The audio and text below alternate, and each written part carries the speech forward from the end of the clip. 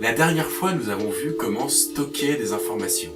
Aujourd'hui, on va voir comment les manipuler dans le code.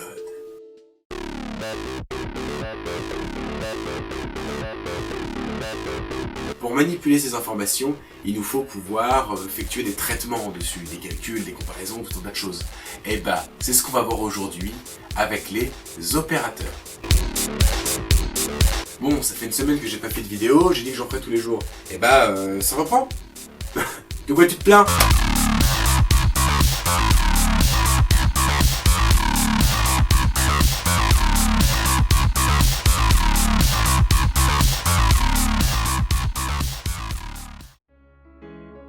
Mais qu'est-ce donc qu'un opérateur ?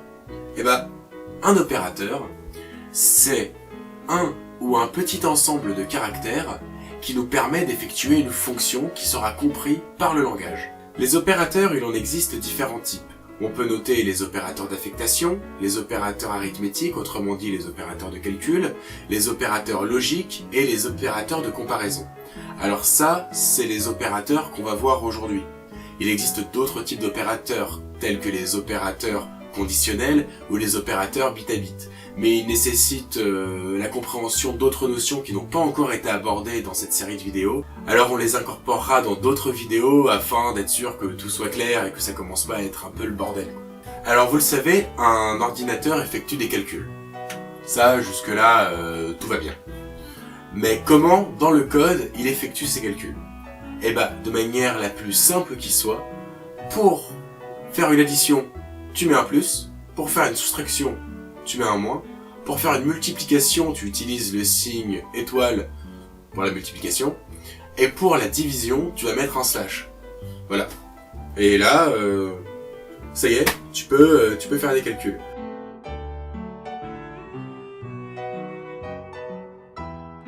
On avait vu que pour certains langages, il fallait préciser le type à la déclaration.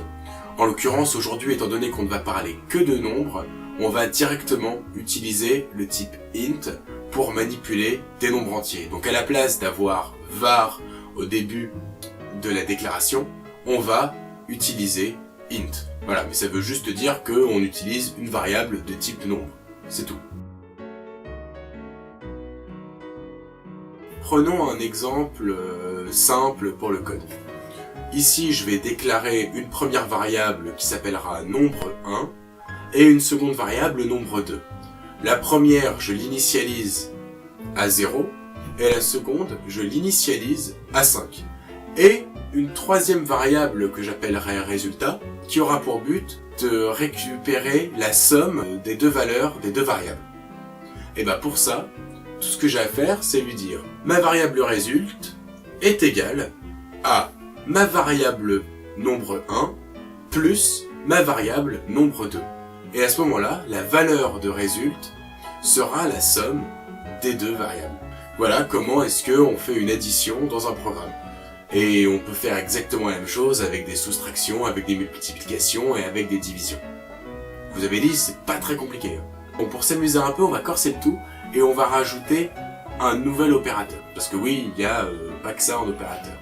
On va utiliser l'opérateur modulo qui s'écrit avec le signe %. Et l'opérateur modulo est très intéressant parce qu'il nous permet de récupérer le reste d'une division. Vous vous rappelez quand vous étiez en primaire et qu'on vous faisait faire votre division euclidienne et qu'à la fin vous aviez le reste de votre division et qu'après quand vous êtes passé en CM2 on vous a appris les virgules et du coup vous avez dit ah bah en fait le reste on n'a plus besoin, on s'en fout, on met les virgules qu'on veut derrière. Et bah là on retourne en CM1 et on fait un calcul qui garde le reste. Et là on peut se poser la question et se dire ouais mais qu'est-ce que j'en ai à faire de garder le reste d'une division ? Si j'ai fait ma division, à quoi ça sert ? Eh ben, c'est très pratique pour tout un tas d'usages, mais pour vous donner un cas vraiment courant de l'usage du modulo, c'est si je veux savoir si un nombre est pair ou non. Si je veux savoir qu'un nombre est pair, je vais prendre ma variable, modulo 2. Si le résultat est à 0, mon nombre est pair. Si mon résultat est différent de 0, alors mon nombre est impair. Pour vous donner un exemple, on va prendre le cas de vos plaques d'immatriculation. Je vais dire ma variable plaque d'immatriculation modulo 2, si ma plaque d'immatriculation est paire, alors le résultat de ce calcul vaudra 0, sinon il sera différent de 0, et auquel cas je saurai que ma variable est impaire. Voilà, c'est pour vous donner un peu un exemple d'un cas très courant de l'usage du modulo. Après, il y a tout un tas de choses qu'on fait avec, mais là au moins c'est un exemple assez simple et je pense que ça permet de situer un cas concret. On va maintenant revenir sur notre opérateur égal. L'opérateur égal est un opérateur d'écriture, autrement dit un opérateur d'affectation. Et il existe différents types d'opérateurs d'affectation.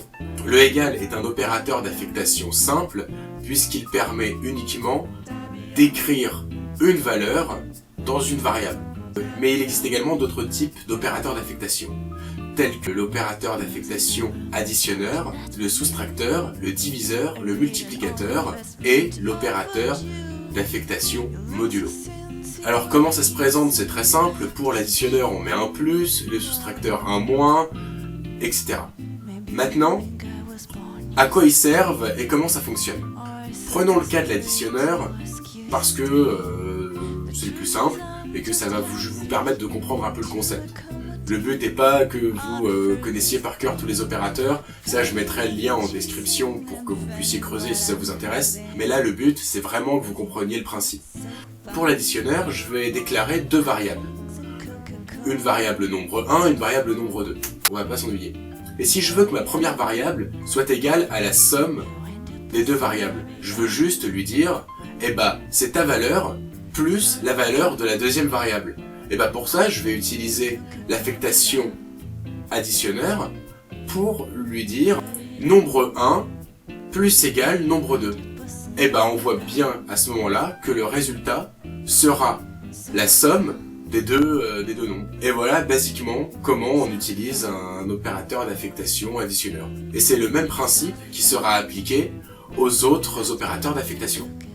Maintenant, si j'ai envie de pouvoir comparer deux variables, c'est-à-dire je voudrais savoir si elles se valent, si elles sont plus grandes, enfin je veux les comparer, je veux pouvoir comparer les deux valeurs. Pour ça, on va utiliser les opérateurs de comparaison. Comment ça se traduit? De manière très simple, si je veux savoir que deux variables sont égales, ou que une variable est égale à une valeur précise, je vais utiliser un opérateur d'égalité, qui s'écrit tout simplement avec deux égales. Alors attention, un égal simple, c'est l'opérateur d'affectation, le double égal, c'est un opérateur de comparaison.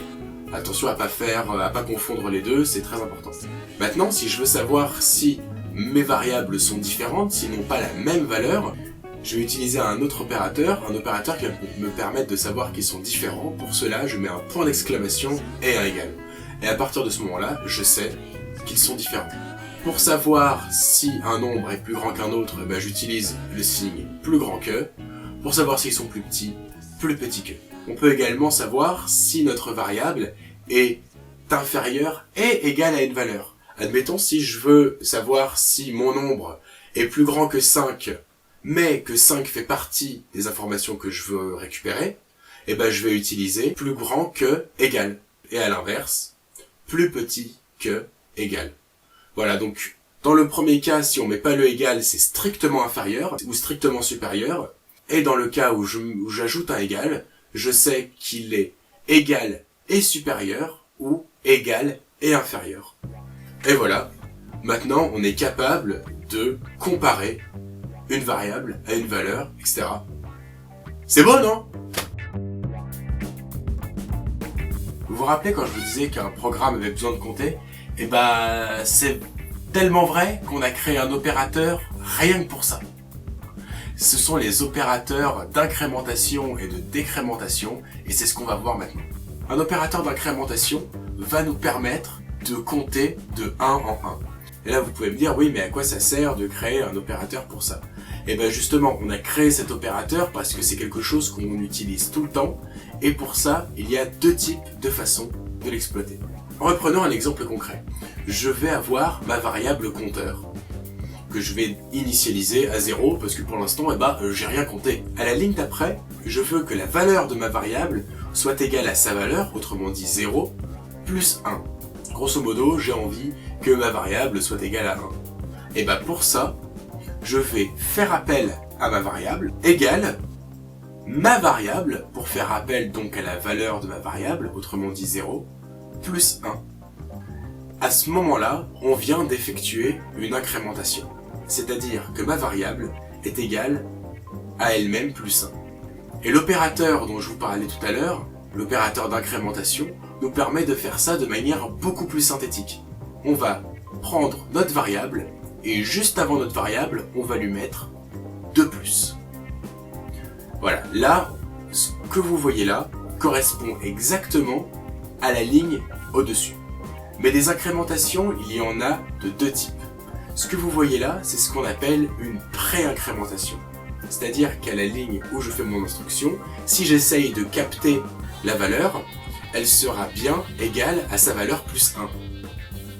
Par contre, si je souhaite faire une post-incrémentation, qui se traduirait par mettre les 2+ à droite de ma variable, l'incrémentation serait valide uniquement à l'instruction d'après.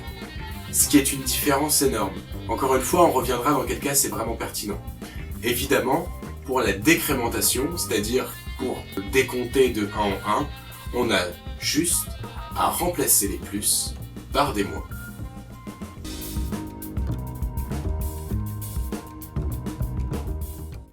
Et ben voilà, j'espère que cette vidéo a été claire. À partir des prochaines vidéos, on va enfin pouvoir commencer à rentrer dans vraiment de la logique. Mais c'était vraiment important de présenter comment est-ce que ça fonctionne, comment est-ce qu'on calcule et comment est-ce qu'on manipule des variables, qu'est-ce qui est possible de faire avec. Maintenant qu'on a vu ça, on va pouvoir vraiment commencer à rentrer dans de la logique et voir un peu tout le reste, les conditions, les boucles, les itérations, etc., les fonctions, enfin il y a plein de trucs à voir, c'est cool. Voilà, donc si il y a des choses qui n'ont pas été claires, et je sais que cet épisode était peut-être un peu plus dense que les précédents, en termes d'informations, et bah n'hésite pas à mettre ça en commentaire, et moi je te répondrai, j'essayerai de clarifier ça, et pourquoi pas même revenir sur certains points dans d'autres vidéos, histoire que ce soit bien compris. Sinon, bah c'est tout pour moi, je te dis à demain, abonne-toi, voilà, salut!